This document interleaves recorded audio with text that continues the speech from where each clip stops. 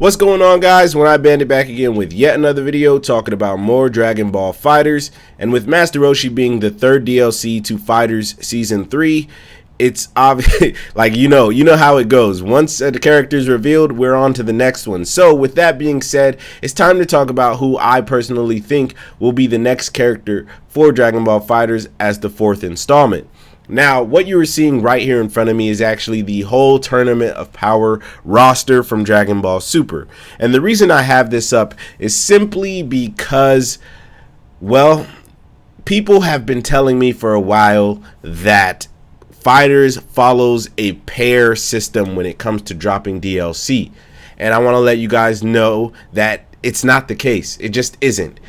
As humans, we tend to find patterns in things. And obviously, for a while, it made sense. But they haven't really truly dropped a pair since Cooler and 17. That kind of broke that whole system that a lot of people thought was going on. And if we're being honest, even Jiren and Videl was something that just wasn't a thing. I had one person tell me that Jiren and Videl were both superheroes, that's why they dropped together, as well as 17 and Cooler were brothers, that's why they dropped together. But Bandai and Arxis never stated anything like we drop characters in pairs, so as humans we decided to say, hey, they're definitely following a certain pattern. And what I love about this next character in Master Roshi is that it breaks everything. It breaks literally everything that we know about what could possibly be coming next, simply because it even breaks this picture here. Master Roshi has nothing blue on him. I mean, he used to in one of his outfits, but that's not the case anymore. We have no idea which characters will be next because of this. Like, this picture literally does not matter anymore because it could literally be anybody, especially since Master Roshi has nothing blue on him and the colors literally just don't matter anymore. So there's nothing that we can speculate that could possibly be correct. But there is one thing I do want to say, and I've been saying it, is that I feel like this DLC season pass has been Tournament of Power based. Again, this is, me being a human and finding a pattern where they have dropped Caulifla from the Tournament of Power, they have dropped UI Goku, Tournament of Power, and they have even dropped the Tournament of Power costumed Master Roshi. And so, with that being said, this is me once again just speculating that if this is truly Tournament of Power based, then there's only but so many characters that we could possibly have left for this season pass. And what I'm going to do today is actually start eliminating all the characters that I don't think it will be, and that will leave us with the characters that I do think could possibly drop, and then we can go and discuss from there. So give me 1 second and I will be right back for our discussion. Okay, so I am back from editing X's all over this thing, and I'm ready to discuss. So, if you can't tell, there is definitely a lot of characters that we will never see in a Dragon Ball game, period, pretty much. Unless they actually do, Dragon Ball Z Kakarot, of course, maybe could possibly get some of these guys in here, but even if they do, it still won't be all of them, but these guys, these characters that I X'd out will most likely never be in a Dragon Ball game, obviously excluding, Universe 7, of course, and maybe even some of Universe 6, but let's just get to talking. I'm gonna talk about the character that nobody wants, obviously, and that is, first of all, Ribrianne. Honestly, Ribrianne in Dragon Ball Super was shoved down our throats. Basically, if you guys didn't know, the Japanese community, anime community over there, they love Sailor Moon, and Sailor Moon always has, in every anime damn near, especially fighting anime, has an homage to them. And Ribrianne and her gang were essentially the homage to Sailor Moon. And basically, they tried to shove it down our throats, and they wanted her to be popular. That's why she stayed in the Tournament of Power for so long. Obviously, she ended up getting eliminated, and the rest is history. But when we talk about Ribrianne, we do have to discuss that she is another female lead that could possibly be within Dragon Ball FighterZ. We don't have enough female representation, and we do need some, if we're being honest. Granted, if she does come into the game, she will definitely have to play along with these two here, because to me, they're not significant enough to be characters on their own. So she would definitely have a style of play that is similar to Android 18, but she could be able to call out both of these girls, just like kind of like Captain Ginyu. But if we do get Ribrianne, I know a lot of you will be upset. I've had people even say I'm going to stop playing this game if we get Ribrianne, but that's just a bunch of malarkey. Honestly, you're not going to quit over one character, and even if you do, you'll come back when they finally release your favorite character. And that's why I definitely think Ribrianne has a huge shot into making it into this game, because when it all comes down to it, the American vote over anime almost has nothing to do with how the Japanese release their content, if we're being honest. Like, almost nothing. The Japanese over there love them some anime, and they love Sailor Moon-esque stuff, so Ribrianne definitely has a shot. Now, I was supposed to put an X over Hit because we already have Hit, but these are the next characters that I'm going to talk about, which is the Universe 6 team, because it's definitely worth noting. But yeah, so let's talk about Universe 6. Universe 6 is interesting because they have mainly 4 characters that were kind of important, especially when it comes to the Tournament of Power. Frost obviously wasn't there for too long, and he's basically a Frieza knockoff, a Frieza that can't even have golden form, but could definitely have an interesting style level 3 when it comes to poison.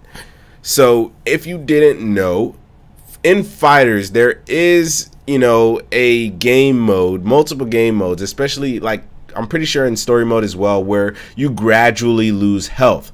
They can implement that into Frost's level 1 or level 3 or something like that, and you could gradually lose health while using this character. Do I think he'd be pretty OP for having that? Yes, but at the same time, I'm sure Arxis would know how to balance that. But Frost, to me, he would obviously have to be in his final form, and he could even go bulky, but it would be weird how they would have to make this character to not make him almost exactly like Frieza.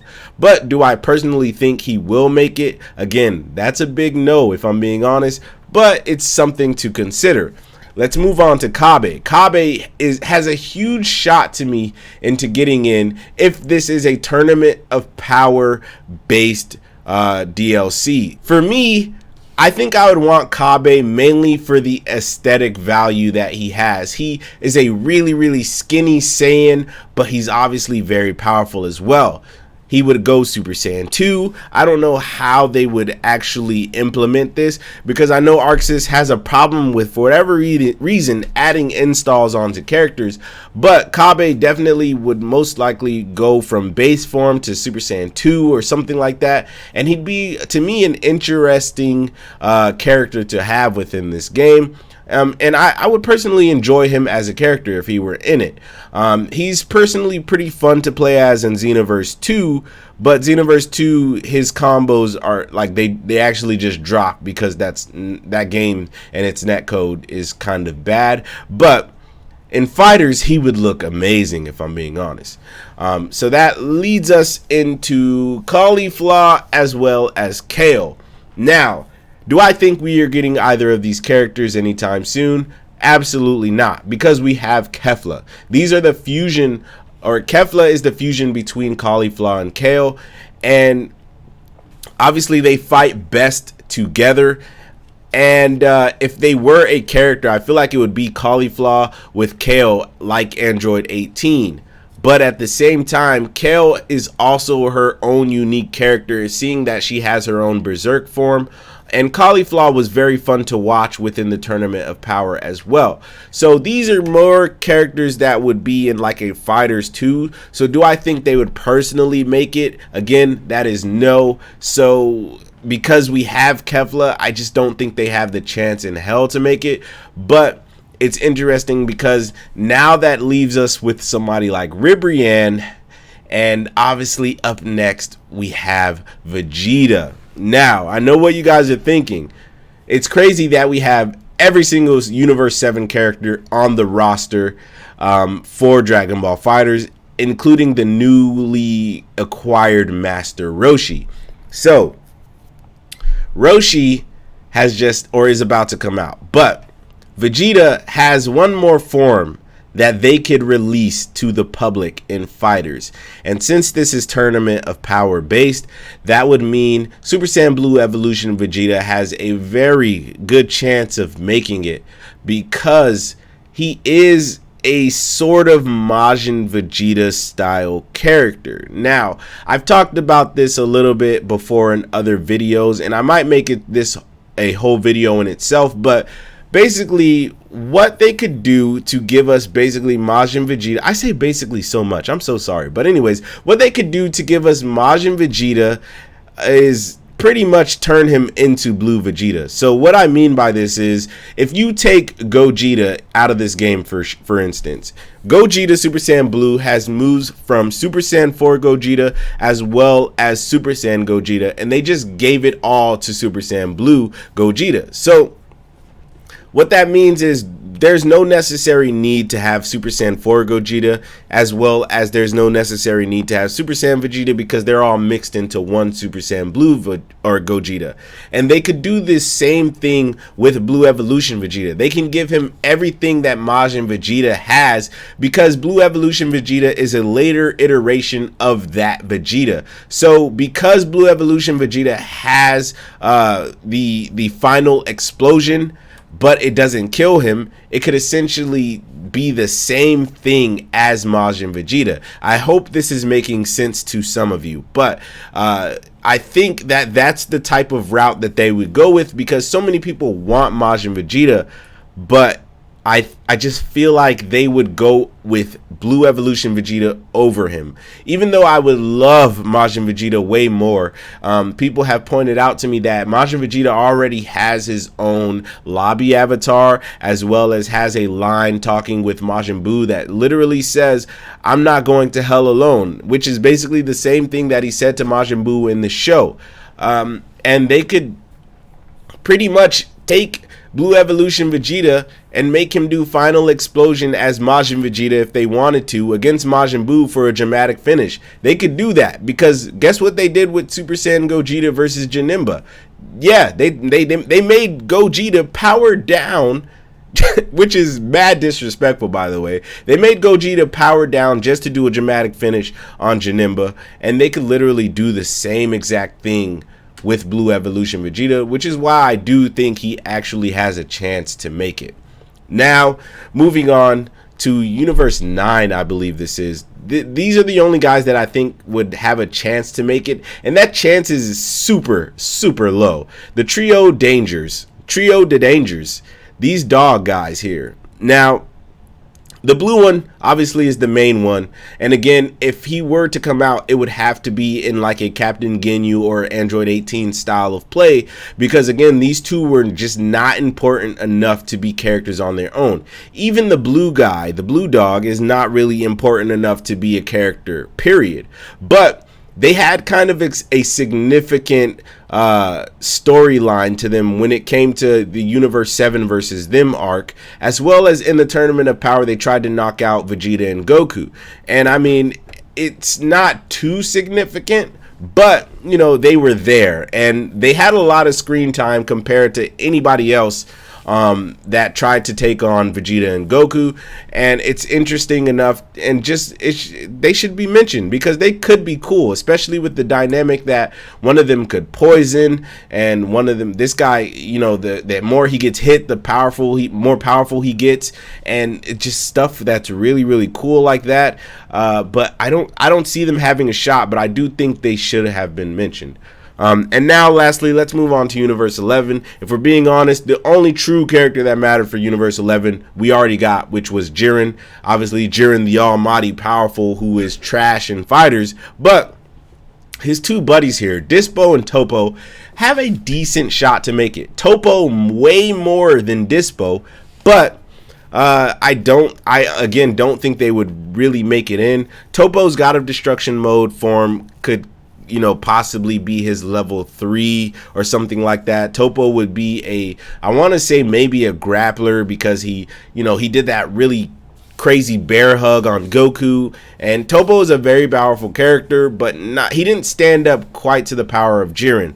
And I mean, Topo was just, I don't know, I didn't personally care for him at all, but I do think he has the possibility to make it. Dispo would be a really cool character because he's fast and light on his feet, and I think they could do a really good job with him being in the game. And then obviously the rest of Universe 11 doesn't even need to be talked about. All of these guys got eliminated at the very same time, and none of them have like any significance whatsoever. So if we boil it down to who I personally think would make it into Dragon Ball FighterZ as the last DLC character altogether, here is my thoughts on it. I think this is literally the closest thing that we will have to getting these characters. It's actually insane. So you guys are going to hate me for this, but I personally think Ribrianne has a great shot. And remember, there's only 2 characters left. So if I had to pick 2 people out of this whole Tournament of Power roster, these are the people that I would think have the hugest shot to make it.